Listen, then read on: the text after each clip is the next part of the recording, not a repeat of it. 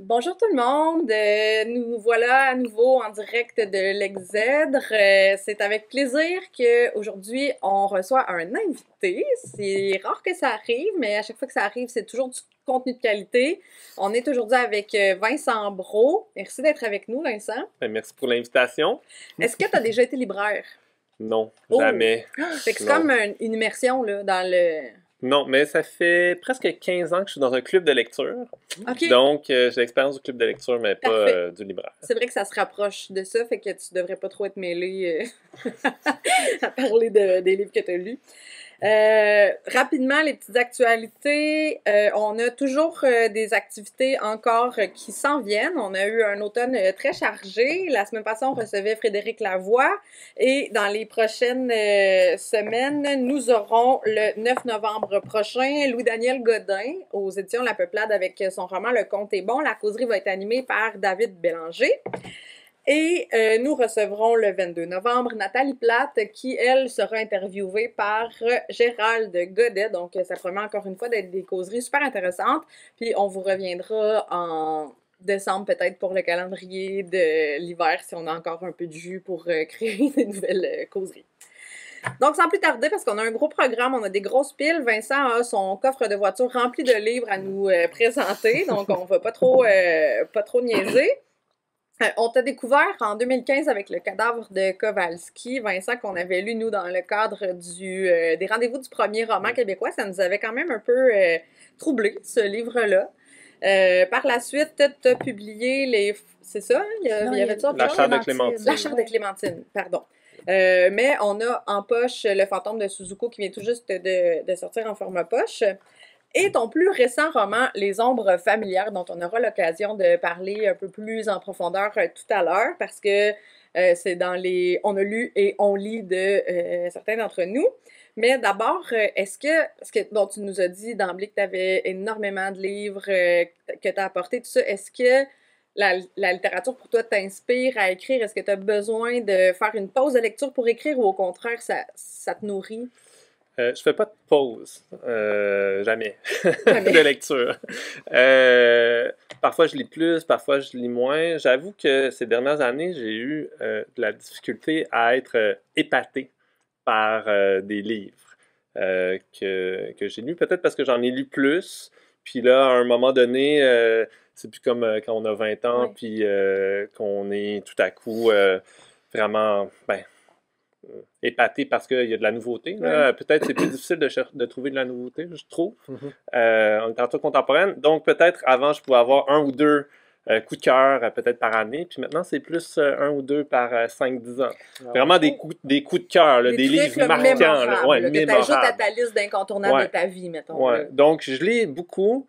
Malheureusement, je suis assez souvent pas nécessairement déçu, mais pas enchanté, mais je pense que parce que mes standards sont Ouais, hein? rendus peut-être un petit peu trop élevés. Mais je pense qu'on comprend un peu ça, parce que c'est vrai que plus on lit, plus on a de comparatifs, donc plus ce qu'on lit doit quand même être impressionnant pour qu'on puisse être épaté, là, mais c'est comme la dureté de la vie des grands lecteurs, je Ouais, pense. tout à fait.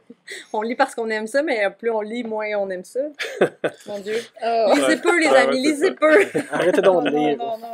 Mais c'est un grand paradoxe pour vrai. Ouais, ça. Ouais, On est vraiment. coincé là-dedans.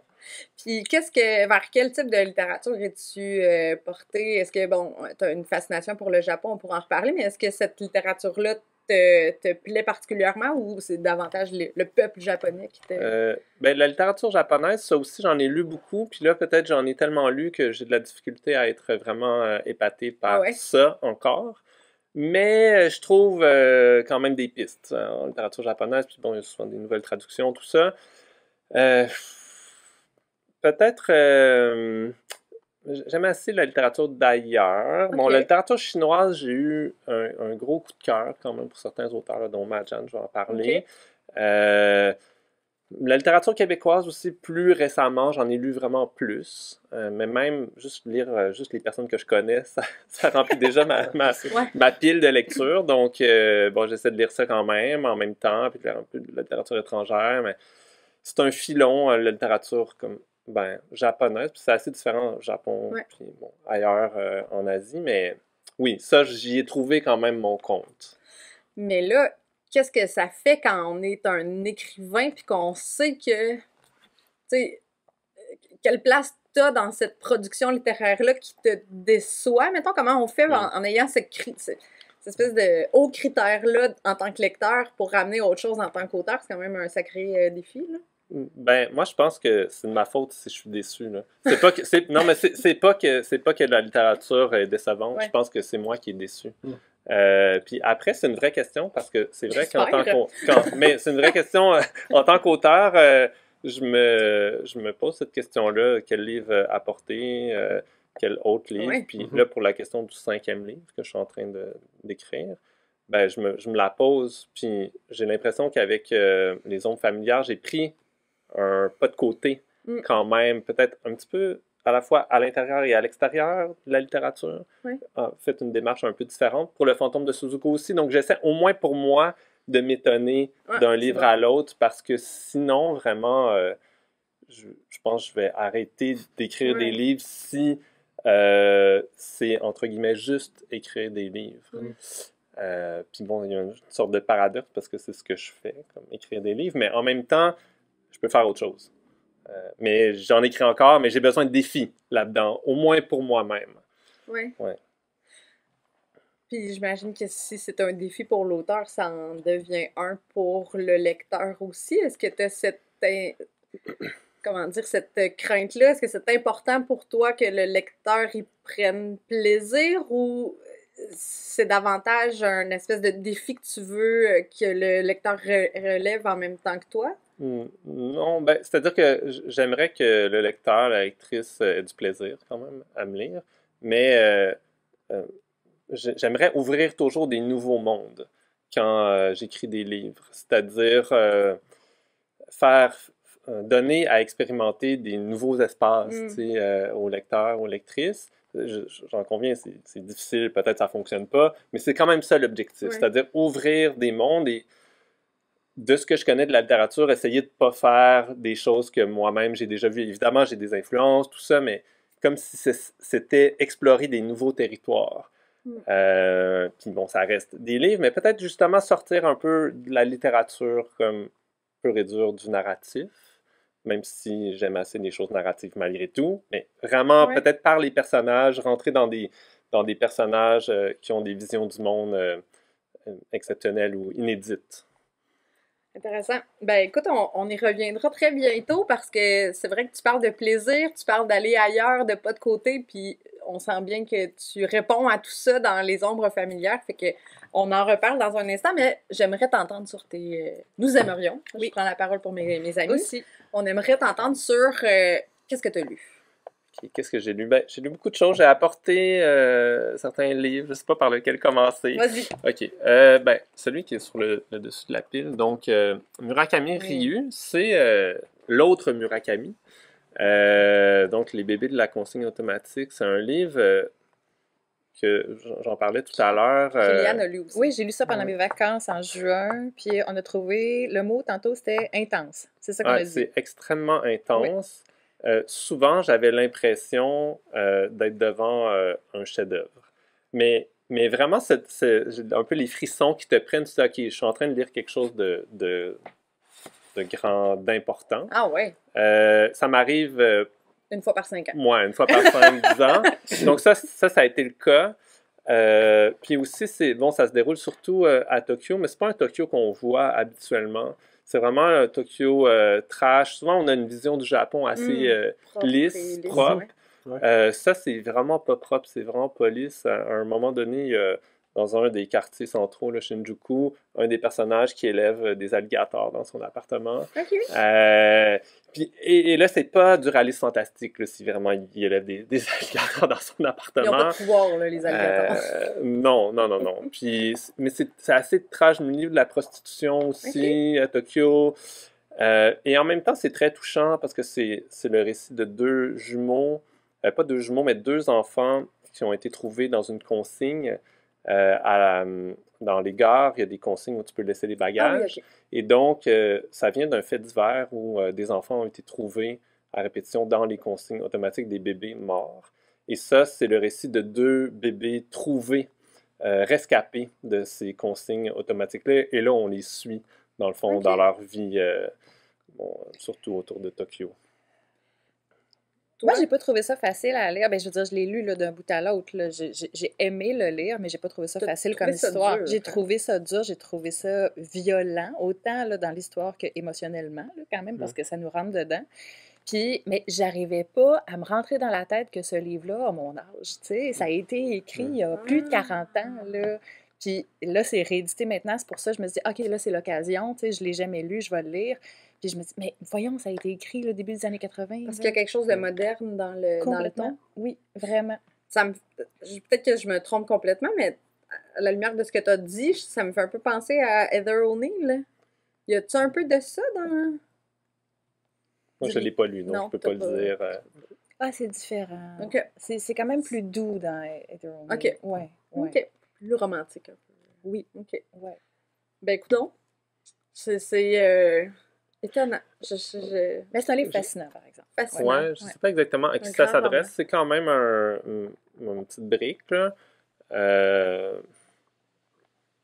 C'est ça aussi, des fois, avec les livres, donc, moi, j'ai l'impression que c'est un chef-d'œuvre, mais objectivement, c'est peut-être pas un chef-d'œuvre. Mais ça vient avec une certaine exigence, malgré tout.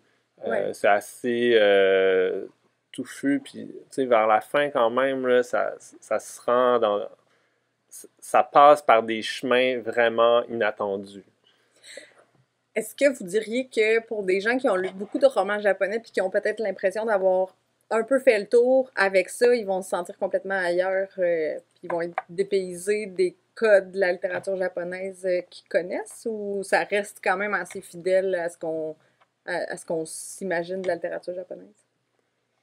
Je sais pas, moi j'ai rarement lu des auteurs comme ça en littérature japonaise.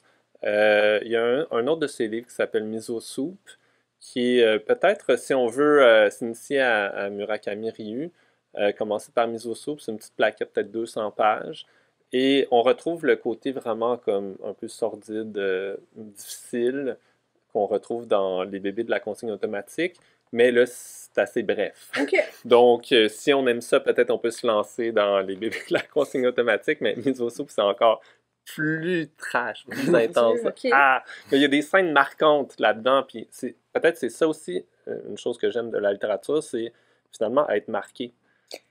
J'ai été marqué par ce livre-là. D'être habité encore après la lecture. Ouais. Intéressant. Tu le liras, Benoît. Ben, parlant de toi, Benoît, qu'est-ce que tu as lu?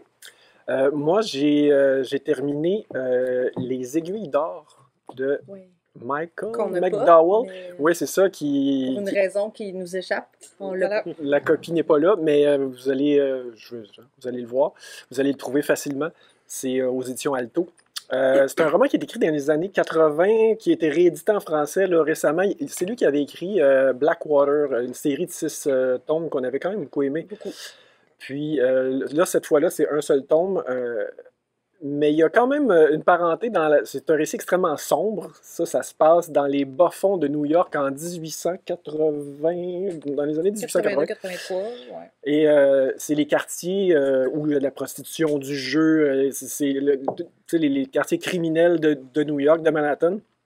Puis il y a un juge et sa famille, tout ça, qui sont des grands... Bien nantis. C'est ça, les bien nantis de New York qui décident pour s'avantager politiquement et en société, de faire un ménage et de créer un truc médiatique. On fait un ménage et on fait un scandale d'un coin qui est le Triangle Noir, qui appelle... Il y a un coin de rue qui est... comme l'équivalent du Red Light. Un peu, c'est ça.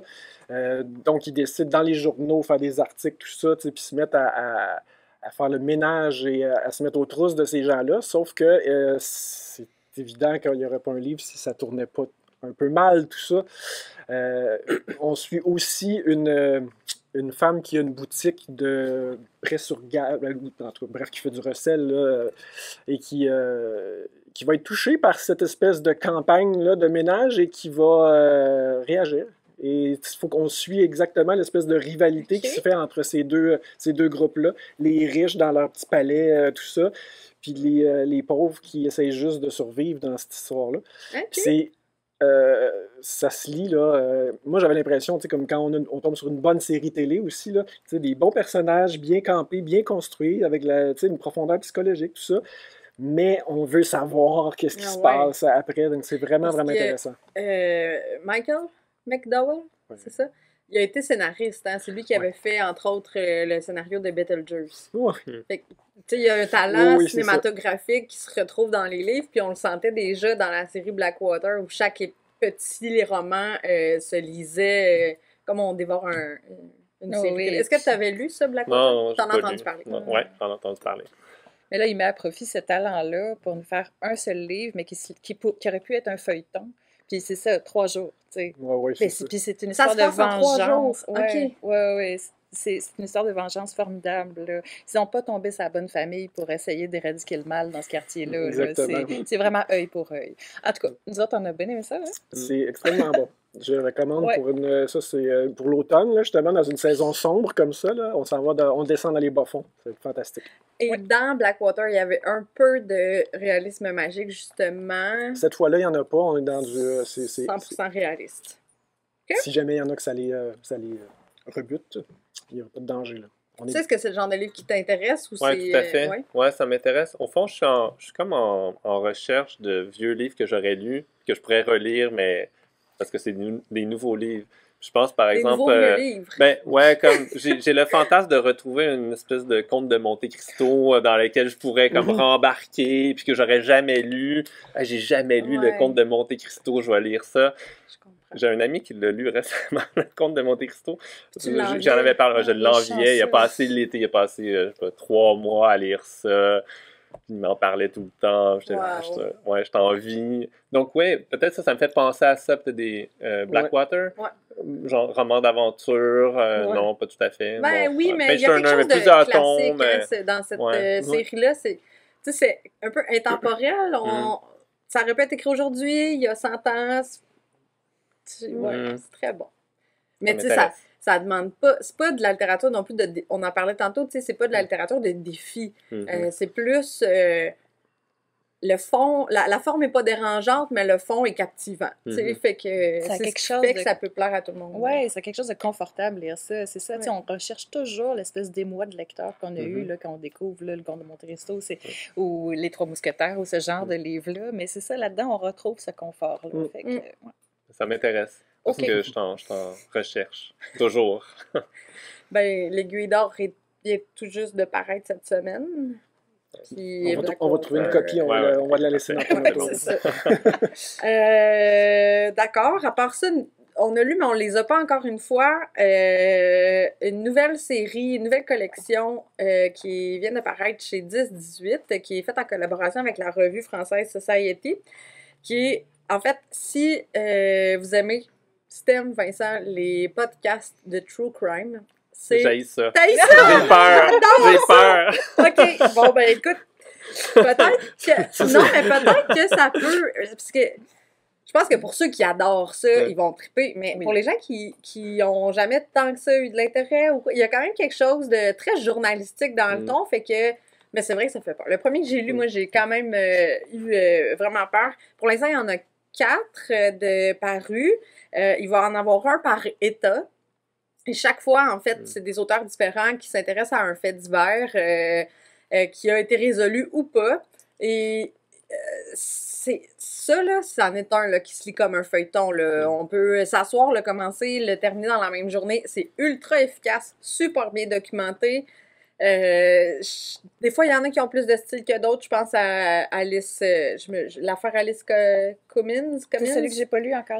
Qui a un style peut-être plus présent, qui fait de l'ombrage à l'histoire. L'Inconnu de Cleveland, à ce jour, je pense, demeure mon préféré. Moi, j'ai préféré le Killer. Le Golden State Killer. Golden State Killer. Des bons titres. Ah oui, c'est ça. Mais c'est vraiment... on vous mettra en petite vignette au bas de l'écran les couvertures, mais cette série-là, je pense que ça va être un collectionnez-les tous. Là, vraiment très, très, très efficace. Je te donne la parole, Vincent. Qu'est-ce que tu as lu à part ça dernièrement Bon, ou je pas? je vais y aller avec un Québécois, donc Rodolphe Last. J'habite une île. Je ne sais pas si vous l'avez lu, Non. ça. C'est vraiment intéressant. Bon, Rodolphe, comme les Québécois, je le connais. C'est un ami. Mais c'est pas parce que c'est mon ami que j'en parle. Je pense que c'est vraiment un livre qui a passé un peu sous le radar. Super intéressant. Lui, ce qu'il a fait pendant la pandémie, c'est un grand voyageur, Rodolphe Last. Et là, un peu coincé sur l'île de Montréal, il a décidé de faire le tour de l'île de Montréal à pied en suivant les berges. Et donc, ça, c'est 160 km, 5 jours et 5 nuits. Et donc, c'est le récit de ce pèlerinage du proche, mais du proche lointain, parce que finalement, personne... On ne connaît pas beaucoup, hein, les berges de Montréal. Là. On habite ici aussi, on est sur le fleuve. Je ne sais pas si vous êtes plus proche vous connaissez beaucoup, mais à Montréal, finalement, on est assez loin de l'eau. C'est vrai. Mais c'est une île, puis on ne se sent pas sur une île, les berges sont cachées, c'est le port, souvent on n'y a pas accès. Et lui, il a trouvé des accès presque partout. Et il a marché comme ça tout le long, et c'est assez compliqué. Il faut souvent faire des détours. C'est très industriel parfois, mais... et c'est un peu le récit de cette aventure-là assez quotidienne. Cool. Il a dormi sur les bancs de parc. Et aussi, il découvre plein de choses. Il passe sous, je ne sais pas, il y a combien de ponts autour de Montréal? Je pense que c'est 27 ponts. Je pensais qu'il y en avait 4, 5. Au fond. Mais, et donc, il y a aussi des réflexions sur l'histoire, sur les Autochtones qui sont là. C'est très poétique. Plus il fait de la géopoésie. Donc, c'est de la géopoétique. Donc, ça s'inscrit dans ce courant-là, dans le fond, de géopoétique. Il fait partie d'un groupe, je pense, c'est La Traversée, donc un groupe de géopoétique. Mais c'est un livre vraiment exceptionnel, puis en plus, ça se lit bien, c'est par kilomètre, ça commence... Un peu récit de voyage en même temps. Récit de voyage, mais comme si sans voyager vraiment. Exact, c'est vraiment le voyage du proche, c'est-à-dire, lui, il en parle aussi, il se dit, c'est quand même un des voyages les plus étranges que j'ai fait, c'est le voyage chez moi, tu sais, à côté, et où je me suis senti peut-être le plus, je sais pas si loin c'est le bon terme, mais dépaysé, mais aussi intéressé, puis une vraie comme expérience de réappropriation ou d'appropriation aussi du territoire. C'est super intéressant comme expérience parce qu'en plus, pendant la pandémie, on était mis face au fait qu'on ne pouvait pas quitter là où on vivait. Puis lui, il a réalisé à quel point on connaît peu là où on vit, mais on est attiré par l'ailleurs, mais des fois, l'ailleurs est tout près. Là. Exactement. Vraiment donc, cool, un livre, là, j'en parle, j'ai un peu des frissons. Ça donne tellement envie aussi de se faire une aventure près de chez soi. S'approprier le territoire aussi, parce que c'est vrai que les berges, ici aussi, il y a une partie qui est propriété du port de Trois-Rivières, par exemple, puis on peut pas y aller, tu sais, mais ce territoire-là qui devrait appartenir à tous nous est fermé, tu sais, fait qu'il y a vraiment quelque chose de peu anarchiste, punk là-dedans, dans cette pratique-là. Il arrête dans les snack bars, il mange du spaghetti à la viande tout le temps, tu sais, dans les genres de places où on pense pas, en tout cas moi je pense pas arrêter dans ces endroits-là. Et ces endroits-là existent depuis, je sais pas, des dizaines d'années. Ils sont c'est pour les travailleurs. Oui, c'est ça, visités par vraiment les gens du coin. Mais là, tu fais le tour de l'île, il y a plein de coins où il n'y a personne qui habite là, ou c'est des travailleurs, tout ça. Mais c'est vraiment un livre assez exceptionnel, je dirais. Wow! Franchement, merci, parce que j'avoue, c'est vrai qu'on l'avait, ça avait peut-être un peu passé inaperçu à travers tout ce qui est sorti. Oui. Bravo. J'aime ça. Mais ça me fait penser à Bernard Olivier qui a fait Longue Marche, puis il a remonté le fleuve de la Loire en bac, là, puis il voyait comme le territoire où il a toujours habité, mais via le cours d'eau qui a construit un peu le territoire. Là, fait qu'il y a quelque chose d'intéressant de faire des récits de voyage, mais dans la proximité, puis dans les lieux peut-être un peu moins... c'est cool. Oui, typiquement, c'est pas typiquement touristique. Ouais. Puis, Vraiment, très cool. Merci. Eliane? Oui. Qu'est-ce que Je crois j'ai lu? que tu as lu. Ah, Je voulais j'ai peut-être lu des glisser un mot là, choses, sur oui, ces c'est deux ça. ouvrages-là que tu as Très beaucoup aimés. rapidement, oui, c'est ça. On l'attendait, La mer de la tranquillité. En fait, j'en parle parce que ça me permet de cocher une case sur le défi de lecture. Hein. On se rappelle qu'on a un défi de lecture de 12 plus un bonus. Ouais. C'est ça. Et ben c'est ça. Après avoir cherché là, activement, j'ai trouvé que Emily St. John Mandel avait les mêmes initiales que moi. Donc, Iliane Sainte-Marie. c'est ça. Fait que c'est le livre que j'ai lu et j'ai vraiment pas été déçue. Bon, évidemment, on la connaît pour Station Eleven. Et puis, dans ce livre-là, en fait, on retrouve certains personnages de son autre livre juste avant, avec quand même pas mal de plaisir. L'Hôtel de Verre. Oui, c'est ça. Moi, je savais pas, là, je savais pas à quoi m'attendre. J'avais pas lu de résumé, de description, puis je pensais que ça se passait là, comme 1212, 2020, mais là, à un moment donné, on arrive à 2203, ben, tu sais, c'est déstabilisant, puis on arrive un peu plus tard, puis ben, c'est ça. Finalement, c'est beaucoup de la science-fiction, mais ça se prend bien. C'est de la science-fiction pour les gens qui ne sont peut-être pas de grands lecteurs. C'est ça, c'est moi ça. Ouais. Non, j'ai beaucoup aimé ça. La construction est parfaite, elle écrit bien, on la suit, on accepte d'emblée là, qu'elle nous amène, qu'elle nous fasse suivre le petit fil, puis qu'elle nous fasse des nœuds, puis qu'elle nous dénoue tout ça à la fin. Là. Moi, j'ai bien aimé ça. Ouais. Tu la connais-tu? Non, As-tu lu je la Station connais pas. Eleven? Non, j'ai pas lu Station Eleven. Ça, quand même, ça fait partie des livres que pendant qu'on le lisait, là, je dis « oh », mais moi, je l'ai lu, puis Eliane était en vacances. Quand je l'ai terminé, j'ai été lui porter dans sa boîte aux lettres en disant « faut absolument que tu le lises ». Tu sais, dès les premières... Ben oui, elle voulait pas. Ça me tentait C'était la pas. copie de presse, était peut-être un peu moins attirant, attrayant, mais dès les premières pages, je me suis dit « oh ». Il y a quelque chose. Oui, c'est ça. Mais je suis vraiment content d'être là, parce que là, je vais retourner chez moi avec encore le coffre encore plus rempli de livres. Donc, mais ouais, pour vrai, c'est vraiment cool. Puis sinon, ben, je parle vite de ça parce que j'aime vraiment cette collection-là chez Québec Amérique, la collection 3, qui est 3 nouvelles, 3 courts textes. Récits, nouvelles. C'est pas clair. C'est pas clair. Il faut que ça parte d'un souvenir de l'auteur, de l'autrice, et puis après, ils font ce qu'ils veulent avec. Est-ce que c'est que du réel? Est-ce qu'il y a de la fiction? On le sait pas. On sait pas quel bout qui est vrai, quel bout qui est pas vrai, mais ça part toujours de quelque chose de vrai, un souvenir. Et puis, ben c'est ça. Claudine Bourbonnais, elle écrit bien. C'est intéressant ce qu'elle raconte. Fait que... Claudine Bourbonnais, journaliste qu'on a connue avec son premier roman il y a quand même 2013. Ça fait longtemps, oui. Métis Beach. Métis Beach, qui était super bon et qui, je pense, était complètement là, différent de ça. Oui.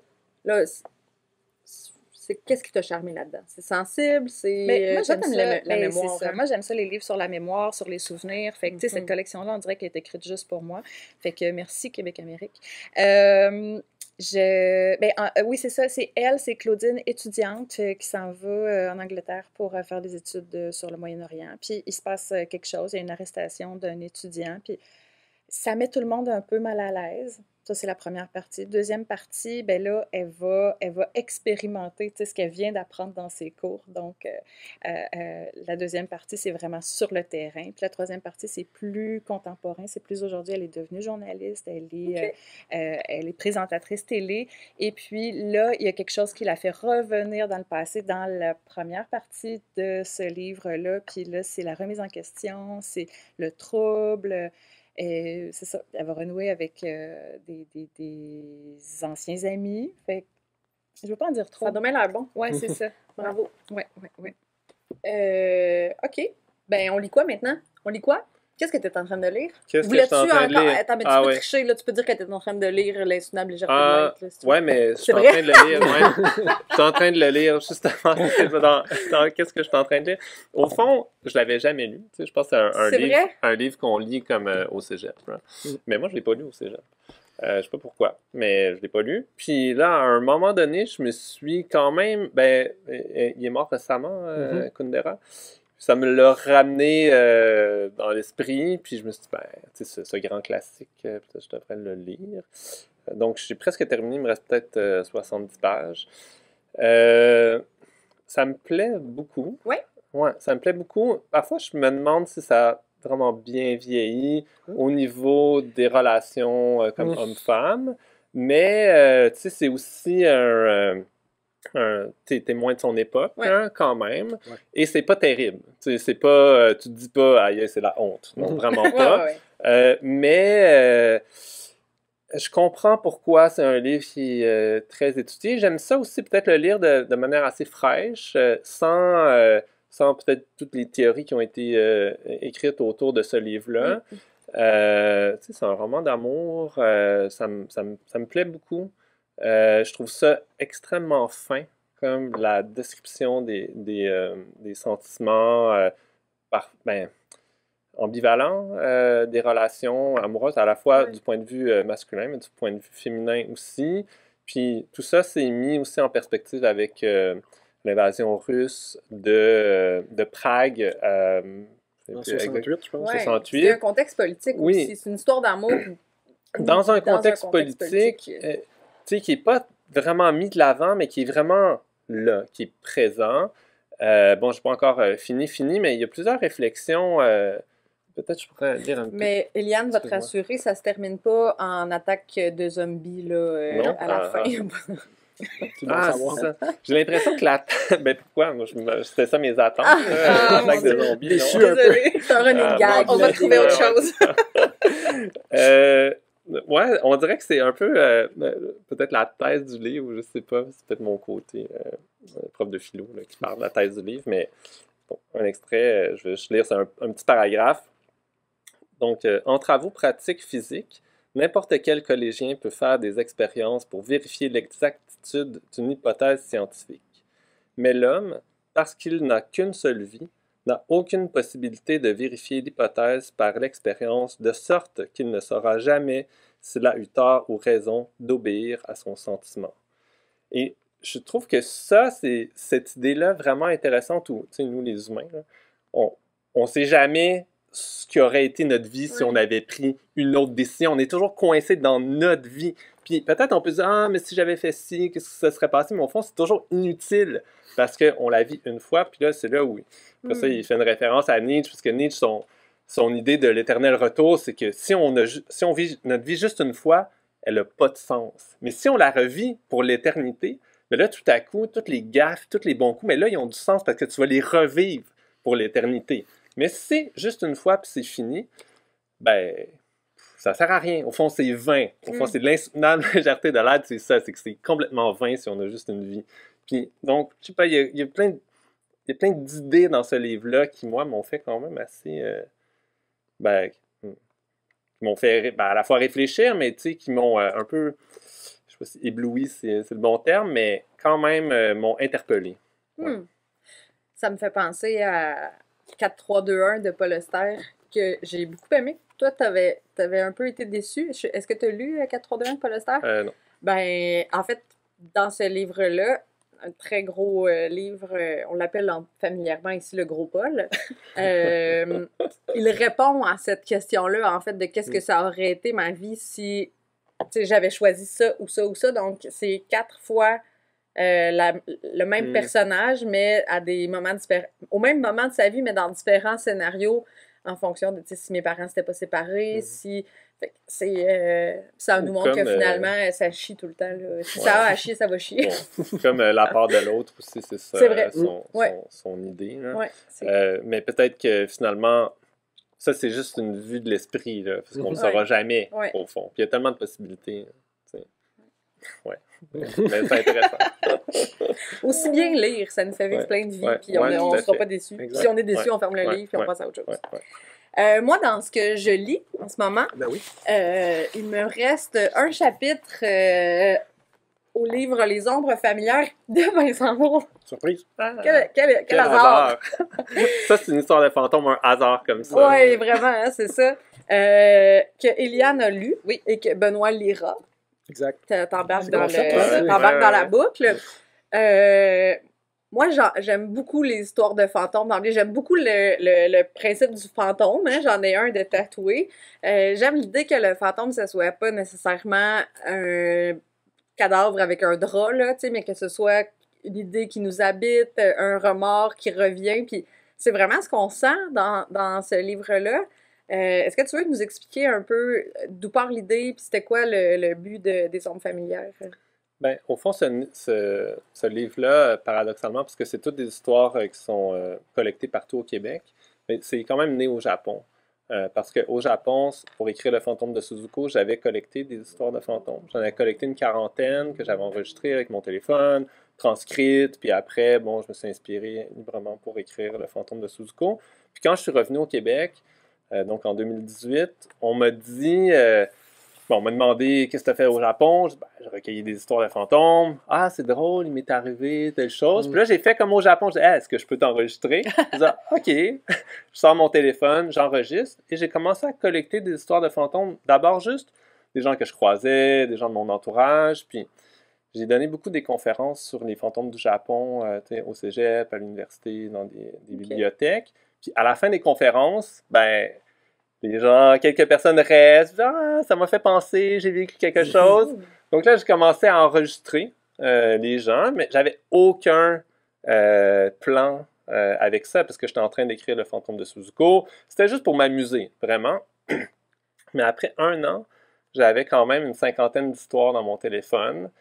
Puis là, je me suis dit, ouais, okay, peut-être je peux faire quelque chose avec ça. Puis là, est-ce que tu commençais déjà, parce que le livre est séparé en chapitres un peu thématiques, tu sais, les apparitions, les signes, les rêves. Est-ce que déjà, après une 50aine de témoignages, tu sentais qu'il y avait des thèmes récurrents ou des façons récurrentes de voir, d'avoir des rencontres fantomatiques? Ben, ce qui m'a frappé d'abord, c'est la différence entre les histoires de fantômes japonais et les histoires de fantômes du Québec. Puis à quel point j'avais l'impression que les histoires de fantômes au Japon, ils sont très marqués par la culture.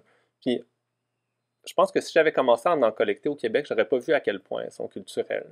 C'est vraiment en les comparant que j'ai pu voir, ah oui, mais pourquoi les histoires sont si différentes? Puis, ben, sont liées au cinéma, sont liées autant au Japon qu'au Québec, mais on n'a pas la même tradition, on n'a pas le même fond religieux, on n'a pas le même fond culturel. C'est la raison pour laquelle je pense que les fantômes sont quand même assez différents. Puis là, j'oublie la question que tu peux poser. Tu voyais une récurrence dans les... Et donc, au début, ce qui frappe, c'est que c'est la question, pour moi, du deuil et de l'intimité. La plupart des histoires commencent par mon grand-père est mort, mon meilleur ami s'est suicidé, il y a eu un traumatisme ou une perte. La plupart des histoires, donc c'est lié à ça. Puis après, intime parce que c'est pas des choses qu'on raconte habituellement, surtout pas à des étrangers. Raconter ses deuils, mais c'est comme si l'histoire de fantôme permet d'aborder ces questions-là sans qu'ils n'y paraissent.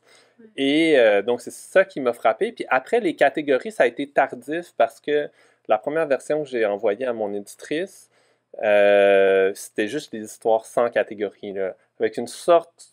Les histoires se font écho quand même. Je pense que ça, c'était pas une bonne formule pour le lecteur parce que tu as besoin des fois d'un peu faire la révolution. OK, ben là, ça va être des histoires d'une autre nature un peu. Mais à la base, c'était pas ça. Donc, c'est vraiment en réfléchissant à comment est-ce que je pourrais monter le livre. Que tu l'as réorganisé. Ouais, que je l'ai réorganisé, puis que les catégories ont un peu comme émané directement du livre, parce qu'elles ont changé aussi. Il y en a eu plus, il y en a eu moins. Ça a été réorganisé. Toujours parce que j'avais comme un fond, comme de recherche. Puis là, ben, il fallait que je vois qu'est-ce que j'avais trouvé. Mais au début, on ne sait pas vraiment ce qu'on a trouvé. On a juste des données. J'avais juste des données, dans le fond. Il fallait faire sens avec ces données-là.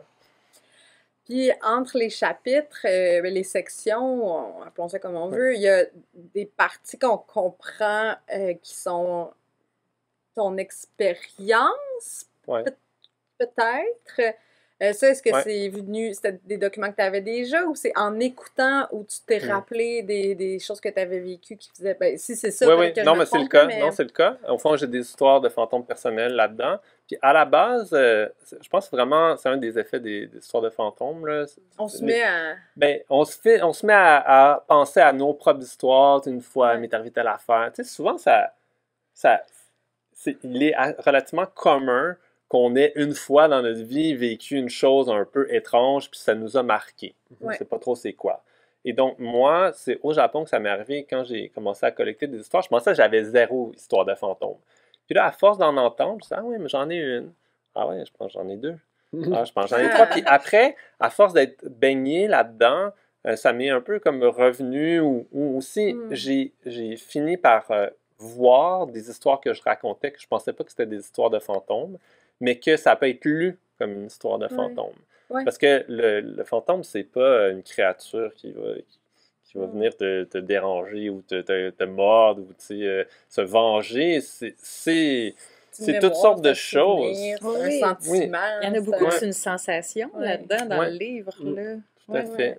Mais, tu sais, au départ, je pense que, pour mon expérience, puis je sais pas si c'est la même chose pour toi en tant que lectrice, dans ce livre-là, moi, au départ, je le lisais par... je suis très voyeur, là, fait qu'il y a ça un peu au début, là, tu sais, on est curieux, puis tu sais, une histoire après l'autre, puis on est donc bien curieux, puis cette espèce de la façon que c'est un verbatim caviardé, tu sais, on a vraiment l'impression de tomber sur des archives auxquelles on devrait pas avoir accès, puis après, ça devient vraiment touchant, parce qu'on comprend les... je sais pas, ce qui habite les gens après la mort d'un proche, les ressentiments,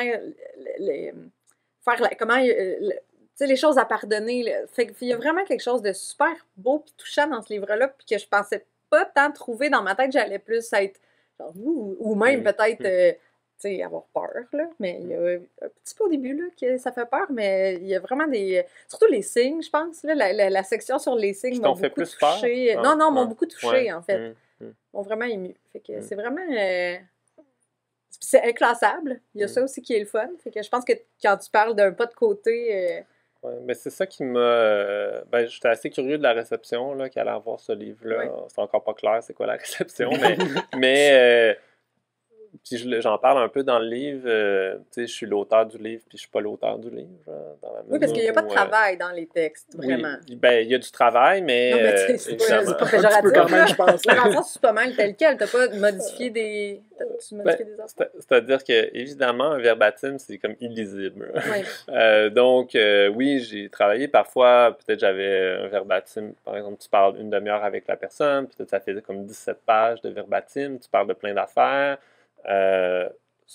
Parfois, on commence, là, l'histoire de fantôme, elle est toute là. Puis après, il y a de la répétition, on revient, peut-être à la fin, on ajoute un élément, puis moi, j'ai pris le début, la fin, j'ai mis ça, ou je considère que ce qui m'a intéressé, c'était juste cette petite section-là de l'histoire. Au fond, tous les cas de figure sont possibles.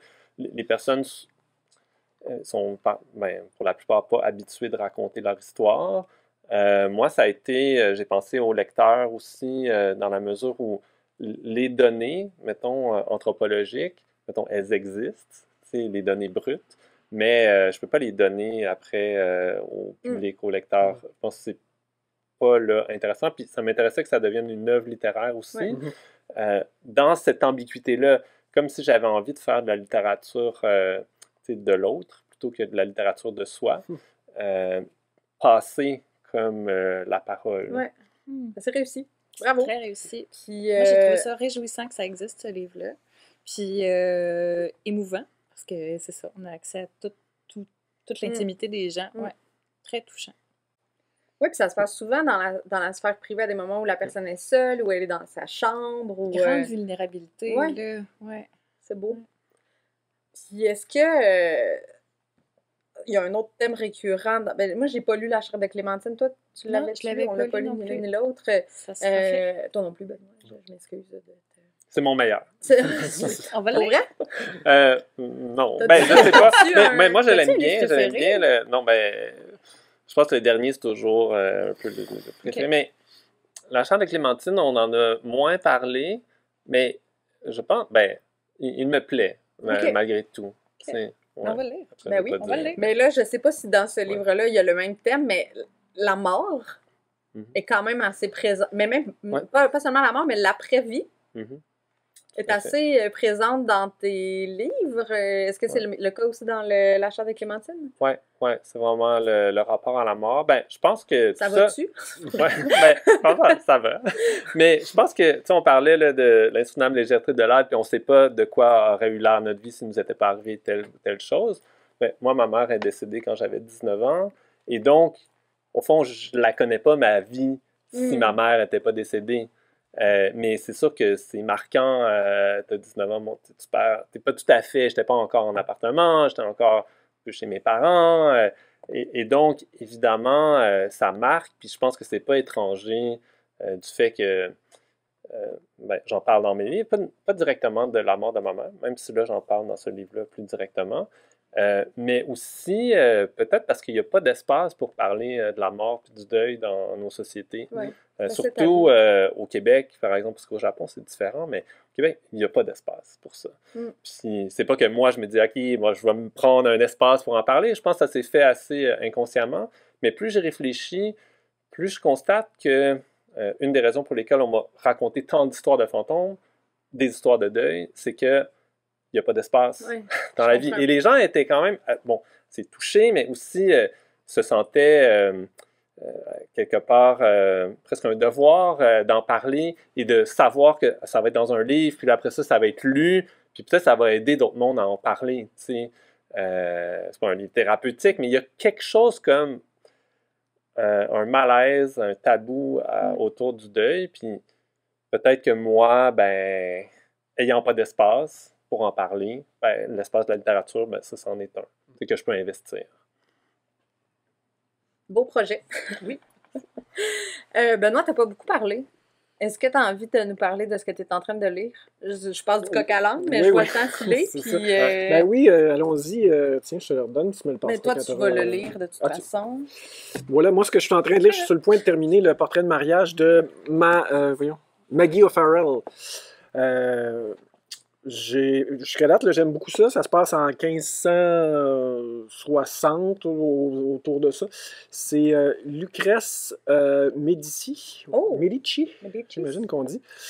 Mais bon, c'est ça. Jeune fille de 13-14 ans qui, tout à coup, quand sa sœur aînée meurt, sa sœur aînée était promise au duc de Ferrare.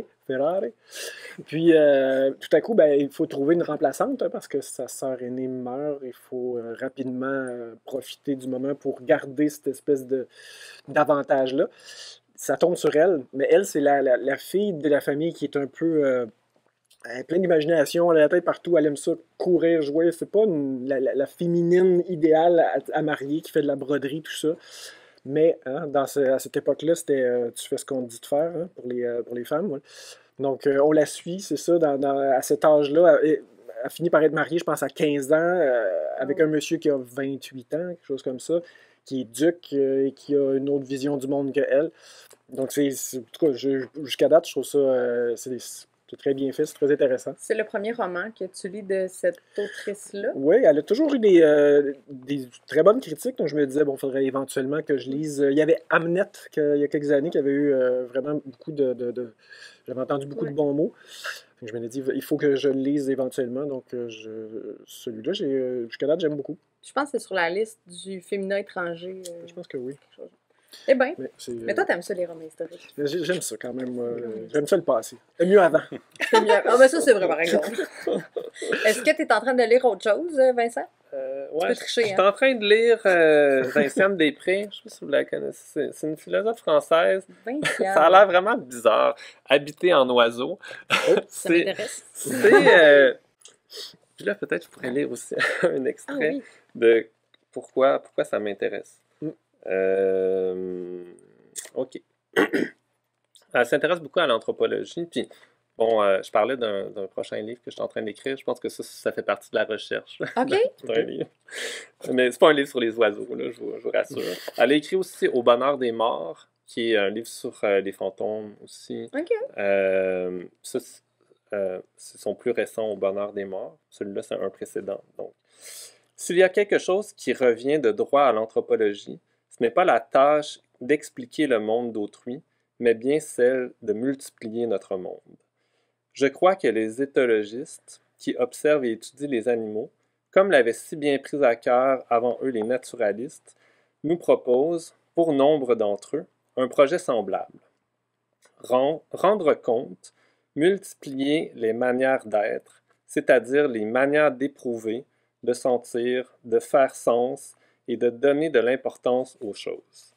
Et donc, elle s'intéresse, elle, là, je suis en train de le lire, j'ai peut-être plus 100 pages, elle s'intéresse aux oiseaux, comme elle s'est intéressée au bonheur des morts, aux morts, aux fantômes, pour déplacer le regard, c'est-à-dire donner de l'espace à des êtres qui sont là, sur la planète, puis auxquels on ne pense jamais. Et c'est pour ça, elle parle de multiplier les mondes. Il s'agit... Puis, moi aussi, ce qui m'intéresse en littérature, c'est ouvrir des mondes, donc donner des nouvelles perspectives. Puis elle, c'est ce qu'elle investit là-dedans, c'est ce que l'anthropologie, en partie, l'anthropologie contemporaine, fait, c'est-à-dire un peu décentrer là, de l'être humain, puis se mettre ça un petit peu à côté, puis donner la parole à d'autres êtres.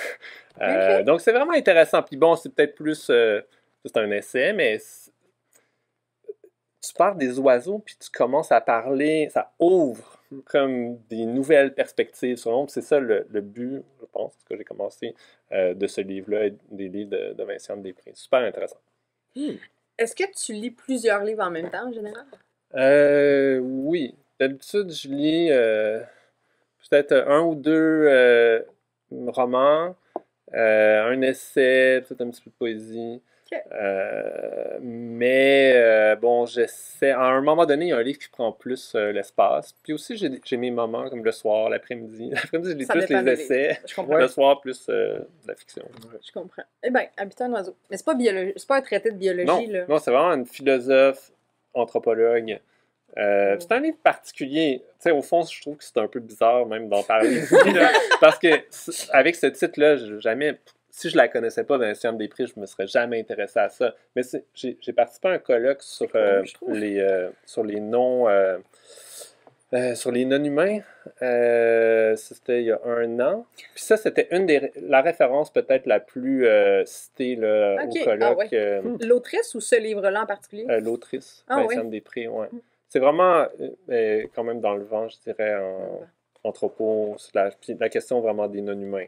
Eh bien, habiter un oiseau. Ouais, en oiseau. En oiseau. Ça, ouais. Habiter un oiseau, c'est quand même cool aussi, ça. Bon. Ben moi, je suis en train aussi de lire, parce que moi aussi, je lis plusieurs choses en même temps, bien sûr.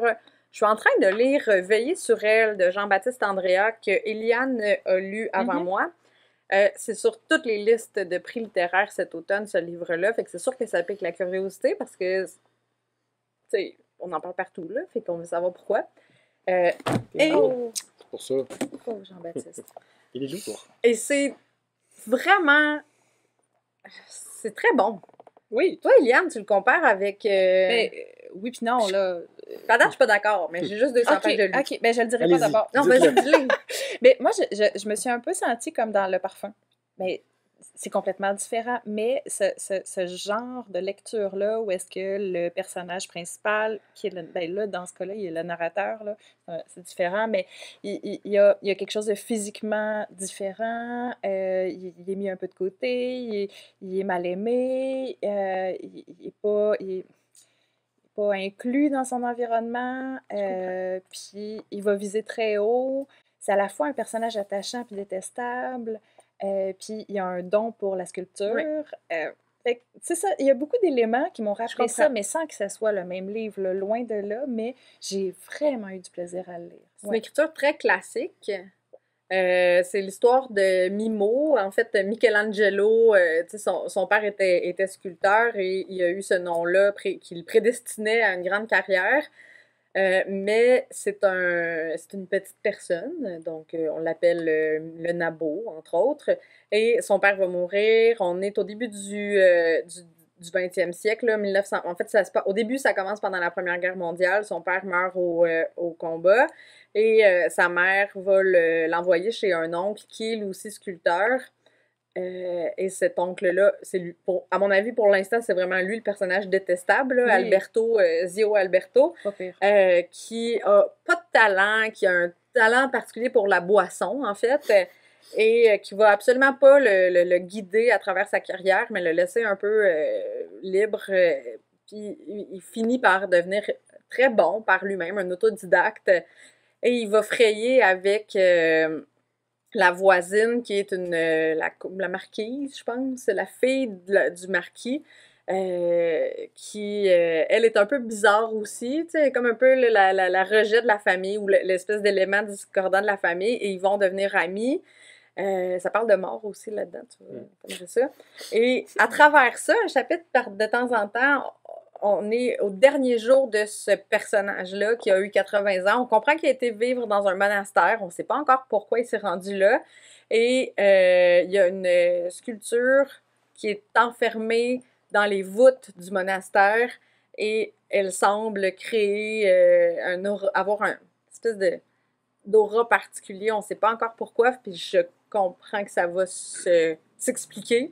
Mais c'est vraiment bien écrit, c'est super beau.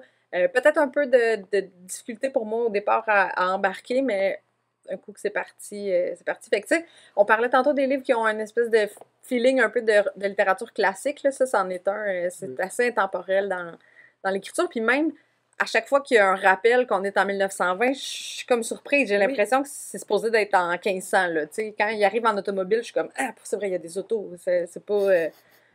feeling renaissance, là, dans ça. Oui, parce que, ben, tu sais, le plus gros de l'histoire se passe dans un petit village parce qu'ils n'ont pas l'électricité, ils n'ont rien, là, fait que c'est quand tu arrives à Rome que là, tu te rends compte, OK, on est au 20e siècle, mais dans l'écriture, tu sens que tu es beaucoup plus loin avant ça.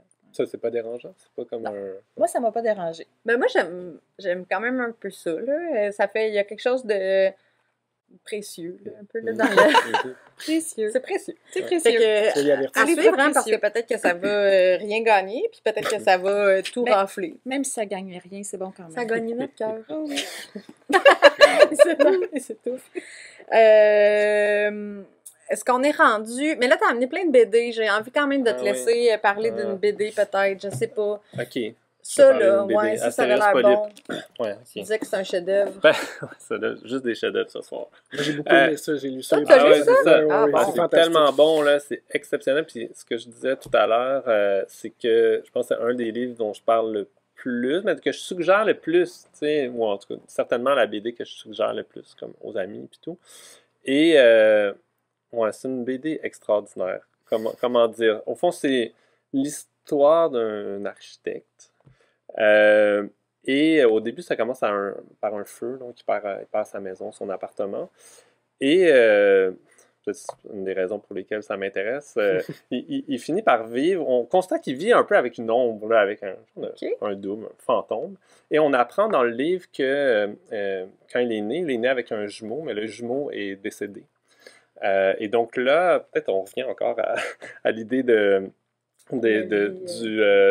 l'insoutenable légèreté de l'être, c'est-à-dire que là, il y a comme une vie parallèle, une vie imaginée de ce jumeau-là aussi, puis bon, il prend des images comme s'il filmait sa vie pour faire un double de sa vie, qui serait le double qui serait la vie finalement de son jumeau, tu sais, qui n'a pas existé. Puis là, il cumule des cassettes vidéo de sa vie, ça, c'est la vie de son jumeau. C'est le double de sa vie. C'est un livre assez expérimental. Peut-être on peut penser que c'est comme rebutant, ça va être comme vraiment comme trop expérimental, mais pas du tout. Il y a une histoire d'amour à travers ça. C'est drôle, c'est imaginatif, c'est touchant. Il me semble c'est assez même bouleversant à la fin. Il s'occupe de ses parents vieillissants. Puis il y a toutes sortes de choses, peut-être une sorte de BD comme totale, parce qu'en même temps, on reste avec cette vie-là qui n'est pas dans la BD, qui est la vie du jumeau mort à la naissance.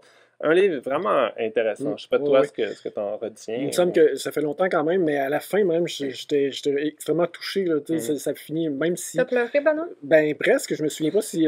mais c'est vraiment touchant. Puis c'est très beau. Moi, j'aime beaucoup le graphisme. Il y a quelque chose un peu rétro, mais pas copié du rétro. Là, inspiré là, de les belles lignes claires, mais en tout cas... Oui, c'est très beau, effectivement. Mais c'est vraiment... Moi, ça... J'ai repensé souvent quand je l'ai chez moi, quand je repasse devant, des fois, je fais comme je devrais peut-être la relire. T'sais. Je l'ai lu 2 fois déjà dans ma vie, mais je vais peut-être la relire au moins 1 ou 2 fois encore, probablement. C'est pour ça qu'on a des BD chez nous, là. C'est pour ça. Là. Il est temps que tu nous en parles. Tout ce temps-là. Ben, puis il y a un thème quand même récurrent dans ce que tu nous parles. Je m'en rends compte en parlant. C'est ça. C'est une thérapie ici. Parlant de BD, de chef-d'œuvre de BD, Benoît, dans ce que tu vas tu vas lire? Ben, tu m'as dit que je vais lire... Elle lui a donné des devoirs. On a reçu ça ici, qui est le nouveau Astérix, mais c'est sûr que c'est probablement le premier livre que j'ai lu dans ma vie, c'est un Astérix, parce que ma maman avait des albums qui traînaient dans la maison, fait que c'est la première chose que j'ai pris et que j'ai lu, les bons vieux Goscinny. Mais il y a aussi que c'est maintenant Fabrice Caro qui est l'auteur, puis il est assez divertissant. J'ai lu Zai, sa BD, il a fait quelques romans, j'ai lu le discours, tout ça. Donc je pense que ça va être assez, je vais y jeter un œil, puis j'ai l'impression que ça sera pas désagréable. Quand même. Retourner dans Astérix, c'est quelque chose de confortable quand même. À Noël. Encore là. Mais tu peux le lire avant, là. Mais... Ouais. Est-ce que tu es un fan d'Astérix?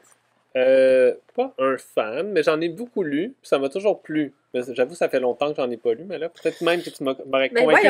Parce que à Noël, moi, j'achète toujours des piles de BD. Fait que là, peut-être il y aura cette BD dans la pile. C'est un nouveau duo auteur-dessinateur, donc peut-être qu'il y a de l'espoir. Ouais. Il y a eu des années difficiles. Là. On sait, Uderzo, c'était peut-être pas le meilleur scénariste. Là. En tout cas, je me croise les doigts que je vais aimer ça. Espérons. Liane, toi, tu lis quoi? Ben là, je suis entre deux. Là, oui, non, tu vas lire quoi? Je vais lire quoi? Oui, on est rendu à la fin. Je vais lire Louis Hamelin, un lac le matin, chez Boréal. Voilà. En fait, c'est inspiré de la vie de Henri David Thoreau, que c'est ça. On aime ça, nous autres, le monde qui s'enferme dans une cabane. Dans le fond du jardin. Je parle plus du jardin des voisins. Oui, c'est ça. Moi, j'aime ça l'histoire de cabane, j'aime ça l'histoire de bois, j'aime ça quand il se passe pas grand-chose. La nature, le silence. Ben, ça devrait me plaire. Puis c'est beau, il est beau, il est vraiment beau. Oui, à suivre. Oui, voilà. Toi?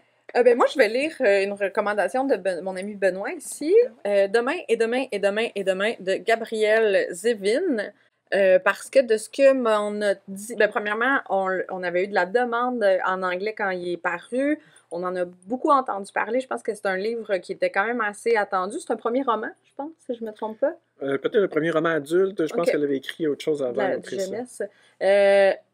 De ce que tu m'as décrit, c'est comme un genre de Sally Rooney dans le monde des geeks, du jeu vidéo. Ouais. Ça me parle. Amitié, création de jeux vidéo, difficulté aussi ils se rencontrent, eux autres, c'est un duo, là, un garçon et une fille. Ils se rencontrent, ils ont 10-12 ans à l'hôpital. C'est ça, je te racontais, que quand même le moment du début où elle vient accompagner sa sœur qui a un cancer. Lui vient d'avoir un accident où il a perdu sa mère et il y a une blessure, s'est blessé au pied. Donc le jeune homme, il joue à des jeux vidéo là, justement dans la petite salle de l'hôpital. Elle trouve que c'est long à côté de sa sœur qui dort et tout ça. Elle s'en va dans la salle de jeu. Elle s'assoit à côté, elle le regarde jouer. Ils finissent par s'échanger la manette, ils jouent un petit peu, ils jasent. Puis là, quand la journée est finie, chacun retourne de son bord. Puis les infirmiers vont voir la jeune fille, ils font comme... C'est la première fois en 2 mois que ce jeune garçon-là parle, parce que depuis qu'il y a eu l'accident, sa mère est morte, il était muet totalement. Fait que ça va être comme l'événement fondateur de leur amitié. Puis évidemment, ça dure sur plusieurs années, puis on s'entend que dans une amitié comme ça, il se passe beaucoup de choses. Puis ils deviennent créateurs de jeux vidéo, mais ça, c'est pas nécessairement juste l'essentiel, mais c'est intéressant comme milieu. Déjà, c'est un milieu qu'on n'est pas habitué vraiment de voir, parce que la littérature va pas beaucoup là. Fait que c'est intéressant. Ah. C'est pas un roman sans défaut, mais quand j'ai terminé, j'étais très content d'avoir lu ça. Voilà. Fait que bonne chance, amuse-toi. Je vais vous en reparler. Merci. Tu vas aller dessus. Attends pas tout de suite. Ben, c'est ça. Ça fait le tour. Hein? Qu'est-ce que Vincent va lire? Qu'est-ce que tu vas lire? Oh mon Dieu, excuse-moi, Vincent. Mais au fond, je peux comme projet. Catherine Lemieux, Lourdes. Au fond, j'étais là au lancement, puis ça se passe en Autriche, à Vienne. Genre de critique du monde académique. Je pense que c'est ce qu'on en a raconté un peu, c'est une jeune chercheure qui se ramasse un peu à être barista ou quelque chose du genre au colloque ou serveuse au colloque, puis qui là a des réflexions sur les enjeux du colloque. Mais un truc, ça m'apparaissait vraiment marrant. Le ton, ça m'a plu. Au lancement, je l'ai acheté, je me suis dit, je vais lire ça. Ça m'a intéressé. Mais il y en a d'autres aussi là, sur ma pile, mais bon, je vais pas tout apporter. Mais on a parlé de beaucoup de choses. Il y a plein de trucs aussi dont tu n'as pas parlé, mais on va faire une liste thématique avec toutes nos suggestions d'aujourd'hui puis tout ce que tu n'as pas pu présenter qui va être en ligne, disponible sur le lien à quelque part ici avec la vidéo. Puis on va pouvoir découvrir ton univers littéraire qui est assez intéressant de la petite fenêtre qu'on a eue. Puis on va te suivre pour le prochain roman. Apparaître pas tout de suite. Non, puis je pense que ça sera pas un roman. Oh! Ça va être un truc hybride. Peut-être que j'ai aimé ça, l'hybridité. OK. On aime ça aussi? Oui. Ouais. On aime beaucoup ça. Oui. Fait qu'à suivre. Ben, merci en tout cas pour l'invitation. Vraiment, c'est un plaisir. C'était le fun. Merci tout le monde. On se retrouve pour un prochain en direct à un moment donné. Merci. Bye bye. Bye.